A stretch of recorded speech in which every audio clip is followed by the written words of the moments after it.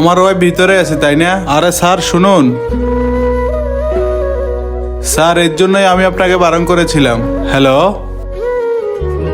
রোহিত, এটা চলছে তোমাদের মিটিং আর ও তোমার ক্লায়েন্ট? তুমি যেরকম ভাবছো সেরকম কিছুই না। ও নিজেই আমার সাথে এরকম করেছিল। আরে ও তো জানে আমি এই কোম্পানির ওনার, তাই ও আমার সাথে এরকম করেছিল যাতে ওর প্রমোশনটা হয়ে যায়। তুমি না, আমি কোম্পানির ওনার। আর ব্যাপারটা হলো কে কার উপর চোর ছিল সেটা আমি দেখতে পেলাম।